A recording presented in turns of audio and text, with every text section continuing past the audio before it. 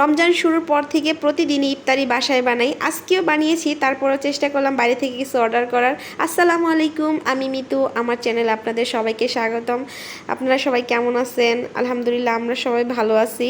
তো আজকে একটু চেষ্টা করলাম যে ইফতারি তো বানাইছি, তো কিছু একটা বাইরে থেকে অর্ডার করতে। তো অর্ডার করছি, পিৎজা অর্ডার করলাম। দেখি পিৎজা আমার বাসায় এনে দিয়ে গেছে।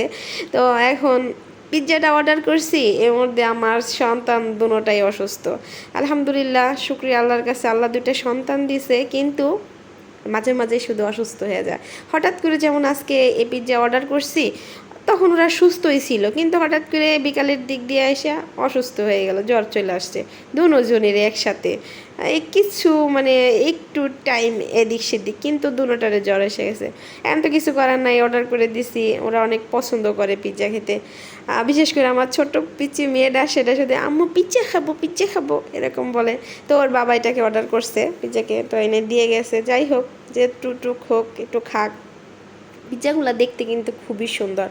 এই পিৎজাটা হচ্ছে আমার আয়শামনির জন্য, ছোটোটা, আর হচ্ছে এই বড়োটা আমরা সবাই খাবো, কিন্তু দুটোটাই সবাই খাবো, কিন্তু ছোটোটা অ্যাকচুয়ালি আয়শার জন্য আর কি। আয়শা দেখে অনেক খুশি হবে।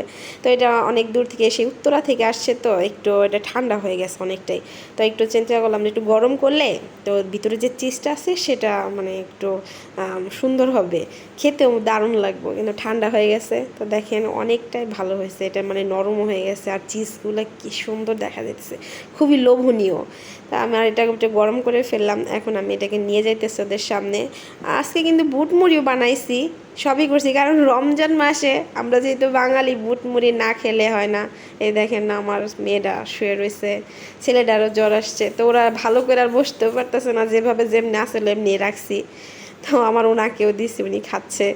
আর আমার মেয়েটা তো শুধু তাকায় তাকায় দেখতেছে, জ্বরাইছে ওনাকে। বলতেছি না আম্মু একটু খাও, কিন্তু আমার মেয়েটা খাইতেছেই না। মানে ওর মুখে রুচি শেষ, কিন্তু দেখছে এতটুকুই, বলতেছে আম্মু আমি পরে খাবো, এখন খাবো না।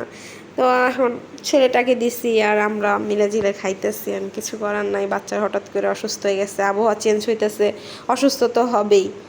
আর চারদিকেই দেখলাম সবাই, মানে বাচ্চারা, প্রায় বাচ্চারা অসুস্থ। তো মেয়েটা উঠছে, এখন মেয়েটাকে বলতেছি আম্মু একটু খাও, পিৎজা আনছে তোমার বাবা। ওর বাবা বলতেছে আম্মু এত কষ্ট করে তোমার জন্য আনলাম, একটু খাও তুমি। তখন বলতেছে বিবি অসুস্থ, বিবি অসুস্থ। ওর বাবাকে বলতেছে, আমি বলতেছি একটু নাও না আম্মু, একটু পিৎজা খাও, নাও। তো উনি একটু নিচ্ছে, নিয়ে এসে একটু মুখে দিছে।